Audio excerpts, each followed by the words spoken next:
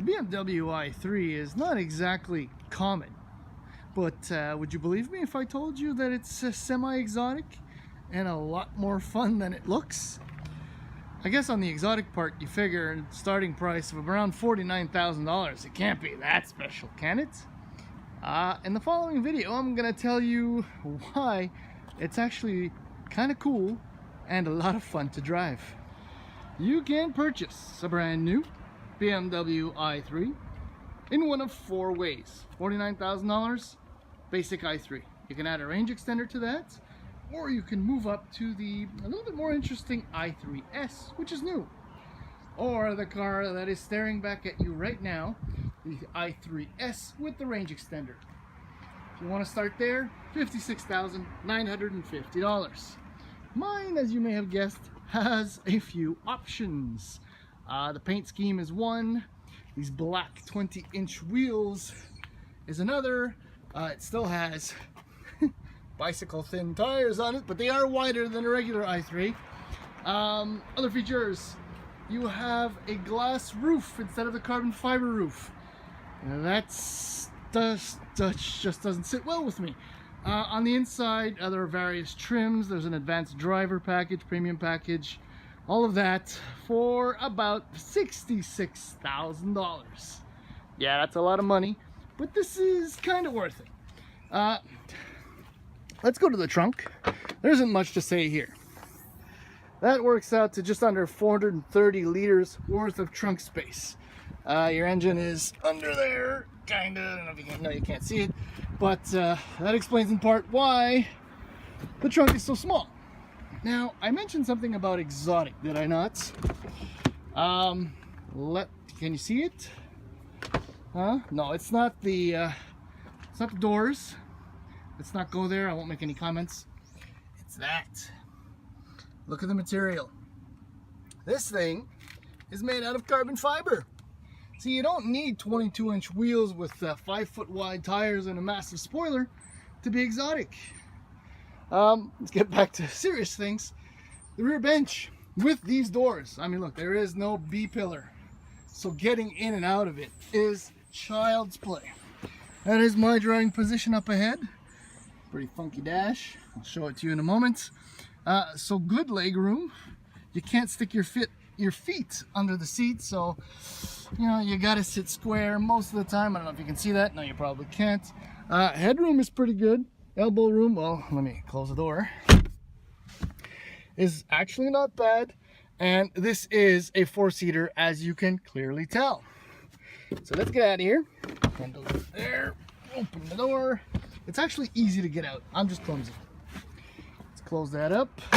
Yeah, okay. So up front, another one of the options is the seat trim and the color, which is a beautiful mocha chocolate. It's nice. All right. Well, the materials in this car and the airiness and the overall design. Check out this dash. It's like nothing you've ever seen before. Look at that. That's real wood. I don't know what that is, like recycled newspaper or something. This car is very special on the inside. Oh, and that glass sunroof. I mean, it's not exactly a T-top, but BMW wants you to believe that it is, right? So you got one pane there, another one there. You can't really see anything, but it's kind of cool. Probably adds way more weight than it's worth. But anyway, continuing on the interesting. So there's your start button. That is essentially your shifter. So you push forward, put it in D, pull all the way back, put in reverse, neutral, and park is up there. These gauges, well, they're not really gauges. Screen, you can configure, change a few things on it, if it'll agree with me. Yeah, you can. There are a few things that are changing. I think maybe the display could have a little bit more, but it might become a little distracting. The screen up here, it really floats. I don't know, you can kind of see that. It's pretty special. Here's your typical iDrive, so we're just going to go straight to the menu. And Ace of Base, yes, very typical BMW, so you feel right at home. The controls up here for the HVAC, very straightforward, nothing special or specific, but it's the amount of leg room, right? Look at this. in the middle, a little place to hang my phone holder so it doesn't go flying when I'm booting it. Loads of space, good storage here. This is slightly useless. The door bins are occupied, but otherwise they're very, very spacious. This thing, I mean, if you take a good look at it, it really is an exotic car. And what's funniest is that, okay, no, I'm gonna be lying. It doesn't drive like an exotic car, but it's absolutely and definitely is special. Let's go for a spin. So driving the BMW i3 is like driving any other electric car. Well, kind of. It's very different, but similar, and that's why I really, really like this car.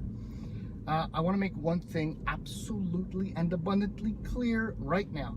Yes, my i3S with range extender has an onboard 2-cylinder engine that consumes the petrol, but is in no way connected to the drive wheels. It serves only as a generator. Okay? This is not a plug-in hybrid. This is like a Volt. Same principle, except with a lot more electric range. So let's get right to that.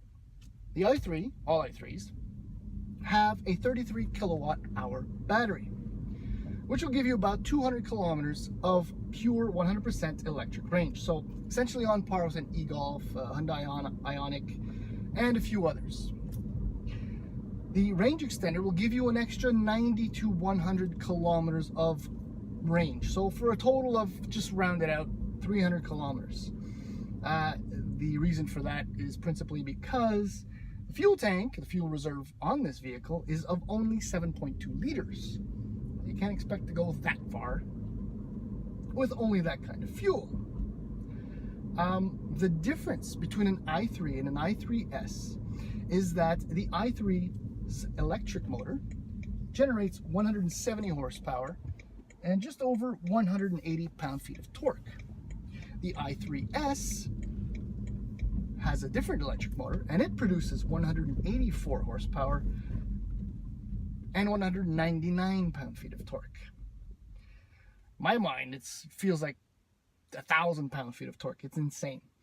So the i3S, 100% electric, will hit 100 kilometers an hour in 6.9 seconds. My i3S with the range extender, given the added weight of fuel tank, fuel system, and the engine, will hit the same 100 kilometers an hour in 7.6 seconds. But like I said, it feels like it has 1,000 pound-feet of torque. Like all electric cars, throttle response is instantaneous. It's 100% power that is available at the moment, right now, right away. I absolutely love it. But when I said that the i3 is a little different, it's because of the rear-wheel drive configuration. When you really get on the hammer, you can almost feel all the weight being transferred to the rear wheels. And I'm sure that at some point BMW engineers ended up nailing the throttle so hard on whatever test mule they had that the front end actually lifted, because it feels like the front end gets really light when you're accelerating really, really hard. I love that feeling. It's so go-kart-like. It's so it's so different. But obviously I'm in the city, there's a lot of traffic, and this thing is whisper quiet. It doesn't make a noise. In fact, all week I've not heard the gasoline engine go on, but I have been plugging it in almost every day. In fact, at this point I've only plugged it in twice, and I've never even reached anywhere near the bottom of the EV range, you know, booting around the town or actually going into the big city a few days ago. And that's interesting. This is what's really interesting. A lot of manufacturers have been boasting the fact that they have single pedal drive. Look, you can see both my knees. I am not braking, and the car is fully stopped, as you can very well tell. That's because with the regen braking on the i3, it is possible to almost never have to use the brake pedal. It's an incredible feeling. I tell you, when I get into my other test car that I have this week, or one of my junk boxes, there's a period of adaptation there, because I'm like, I just have to back off, you know, the throttle and let brake regen kick in, but it's not the same at all. So right now, eventually, in the next few moments, I'm going to get onto the highway just to give you an idea of how quick this car is. It will travel up to 160 kilometers an hour, and you know, it's limited, which is plenty fast. But right, there are a lot of electric cars, once you get up to about 120 kilometers an hour, when you step on it, nothing happens, or barely. This one is a little bit different, and I'm sure it's in relation to the fact that the electric motor in the i3S is that much more powerful. Oh, I love the braking. And by the way, I'm in comfort mode, drive modes, a la BMW. You do have sport, which, yeah, there you go. It just kind of, throttle response, or the throttle pedal angle, kind of dials up in the sense that how much pressure you're putting on it, in sport, it'll respond quicker and, you know, and more. We can do that. I'm about to get on the highway. I love that feeling. Oh, if you've never driven an electric car, you really have to try one. Then you can do Eco or Eco Pro or Eco Pro Plus. That just makes throttle response almost dull.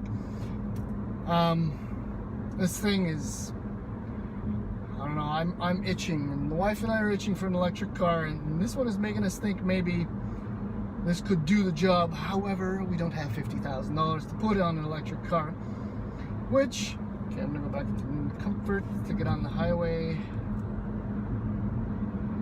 Oh, love the regen braking. Which makes me think that on the used car market, maybe a gently used 2-year-old i3 could do the job. Anyway, I would stay away from a red and black i3S that was on BMW's Canadian press fleet. Anyhow, I'm on the highway and I'm loving it. i3S, fantastic little car. A little pricey, but very, very unique. Don't forget, exotic.